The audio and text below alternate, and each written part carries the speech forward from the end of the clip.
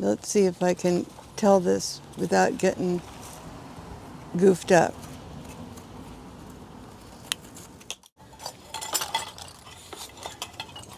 I'm going to tell you about making a garland.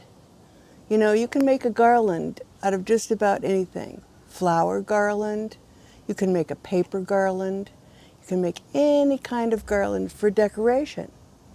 And what I'm doing today is making a garland that's out of donated old toys, kitchen utensils, and bits and pieces of things.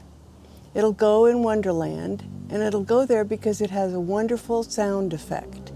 When the wind comes up and the garland begins to blow, the little pieces on it dance around and just make a charming sound.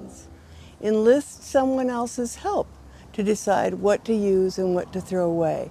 And when I say throw away, I mean throw away. Don't let it come back. Just miss it for a bit and you'll be okay. So today I'm going to start a little garland based on these wonderful peanut butter jar lids that are given to me by my friend Lori. She must have eaten a lot of peanut butter.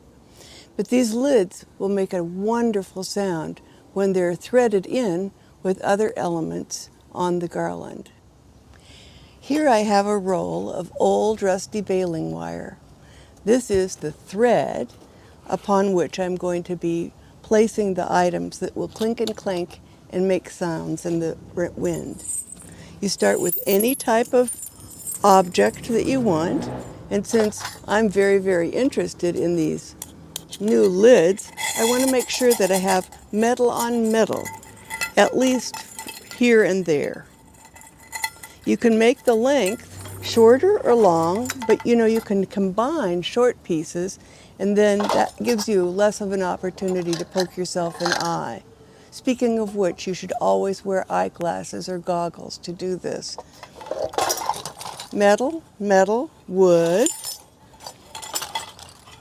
wood and metal, metal,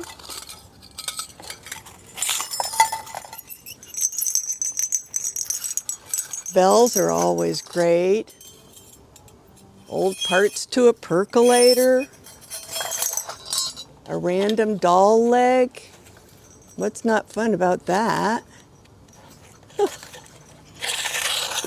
And then back to our main point, the peanut butter lids. Let me show you how it starts to look.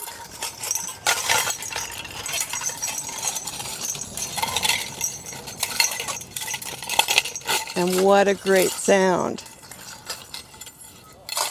So here we have the wonderful garland installed.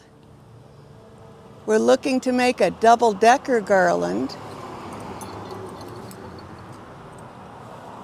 All of these are objects that are gathered and donated over time. Some are quite rusty, some are old and kind of dirty, and others have a life and a story to tell. When they're all strung together, they become a really great visual component and an audio component as well.